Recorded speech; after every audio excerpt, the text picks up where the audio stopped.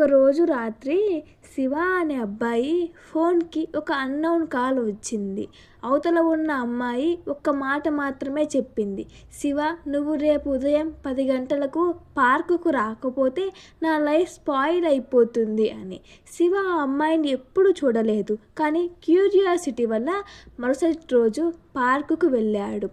అక్కడ చూసిన విషయం అమ్మాయినే మొత్తాన్ని మార్చేసింది. ఇంతకీ ఇదేంటి అనుకుంటున్నారా?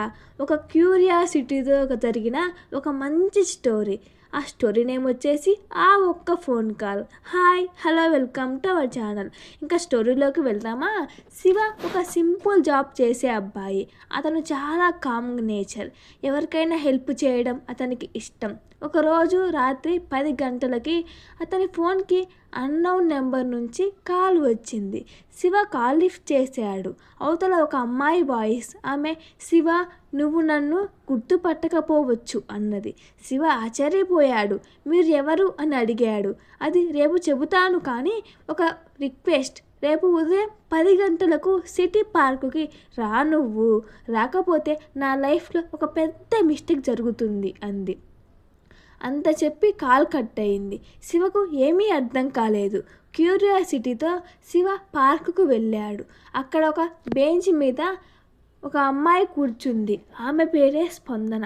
శివ దగ్గరకు వచ్చి, నిన్న కాల్ చేసినది నువ్వేనా అని అడిగాడు. స్పందన తల ఊపింది. శివ, నన్ను ఎందుకు పిలిచావు అని అడిగాడు. స్పందన నెమ్మదిగా, ఈరోజు సాయంత్రం నా ఎంగేజ్మెంట్ అని చెప్పింది. శివ, అయితే అని అన్నాడు. స్పందన, ఆ ఎంగేజ్మెంట్ నాకు ఇష్టం లేదు అని చెప్పింది, కానీ ఫ్యామిలీ ప్రెషర్ వల్ల యాక్సెప్ట్ చేశాను అన్నది. శివ, అయితే నాకు ఎందుకు కాల్ చేశావు అని అడిగాడు. స్పందన చిన్నగా నవ్వుతూ, శివ, 3 సంవత్సరాల క్రితం ఒక బస్ స్టాప్లో నేను నిన్ను చాలా టెన్షన్లో నిలబడి ఉన్నాను. అప్పుడు నువ్వు వచ్చి నాకు ఒక హెల్ప్ చేశావు. నా ఫోన్ స్విచ్ ఆఫ్ అయితే నీ ఫోన్ ఇచ్చి నా ఫ్రెండ్స్కి కాల్ చేపించావు. నా ప్రాబ్లం ఏమిటో కూడా అడగకుండా నువ్వు ఒక మాట చెప్పావు. లైఫ్లో ఏ డెసిషన్ అయినా మన హార్ట్ చెప్పిందే వినాలి అని. శివకి ఆ రోజు గుర్తొచ్చింది.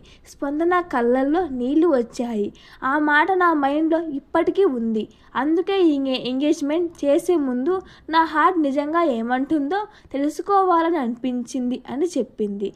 కొన్ని క్షణాల్లో ఇద్దరు సైలెంట్గా ఉన్నారు. శివ నెమ్మదిగా, నీ హార్ట్ ఏమంటుందో అదే చెయ్యి అని చెప్పాడు. స్పందన కొద్దిసేపు ఆలోచించింది. ఆ తర్వాత ఒక డీప్ బ్రెత్ తీసుకొని, అయితే ఈ ఎంగేజ్మెంట్ నేను ఒప్పుకోను అని అన్నది. ఆ రోజు స్పందన తన లైఫ్లో తన హార్ట్ చెప్పిన డెసిషన్ తీసుకుంది. కొన్నిసార్లు మనం చెప్పిన చిన్న మాట ఇంకొకరి లైఫ్లో చాలా పెద్ద నిర్ణయానికి కారణం అవుతుంది. అలాగా మీ చుట్టుపక్కల కూడా జరిగిందా? అయితే కామెంట్ చేయండి. Thank you for watching. Please share and subscribe and like.